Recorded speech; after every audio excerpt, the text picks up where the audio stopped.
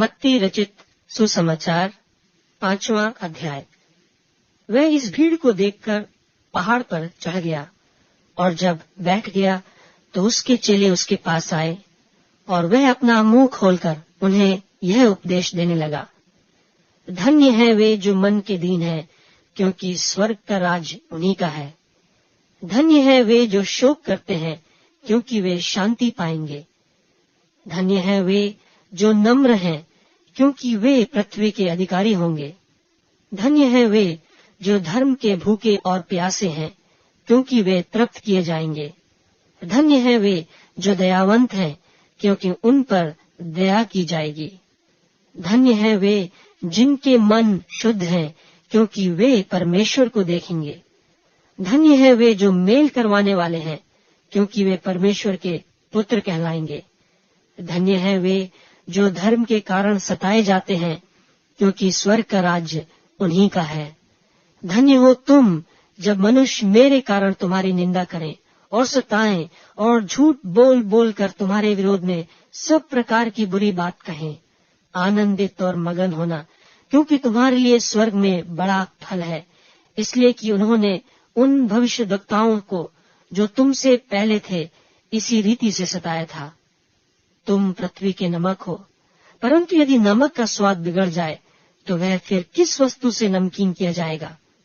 फिर वह किसी काम का नहीं, केवल इसके कि बाहर फेंका जाए और मनुष्यों के पैरों तले रौंदा जाए। तुम जगत की ज्योति हो।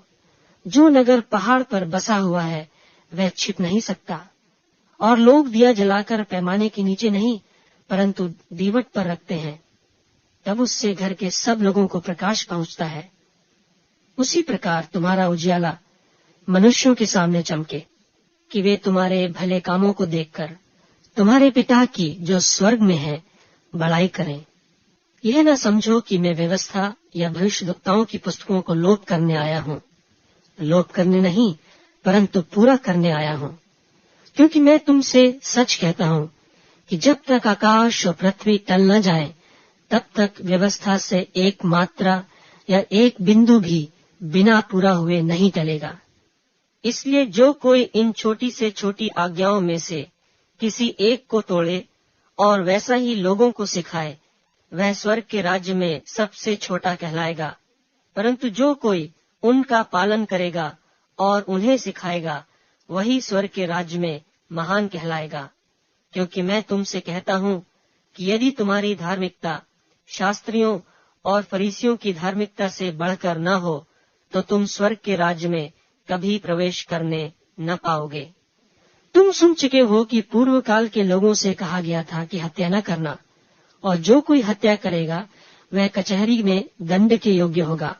परंतु मैं तुमसे यह कहता हूँ कि जो कोई अपने भाई पर क्रोध करेगा वह कचहरी में दंड के योग्य होगा, और जो कोई अपने भाई को निकम्मा कहेगा वह महासभा में दंड के योग्य होगा, और जो कोई कहे अरे मूर्ख, वह नरक की आग के दंड के योग्य होगा। इसलिए यदि तू अपनी भेंट वेदी पर लाए और वहां तू स्मरण करे कि मेरे भाई के मन में मेरी ओर से कुछ विरोध है, तो अपनी भेंट वहीं वेदी के सामने छोड़ दे और जाकर पहले अपने भाई से मेल मिलाप कर तब आकर अपनी भेंट चढ़ा। जब तक तू अपने मुद्दई के साथ मार्ग ही में है, उससे झटपट मेल मिलाप कर ले।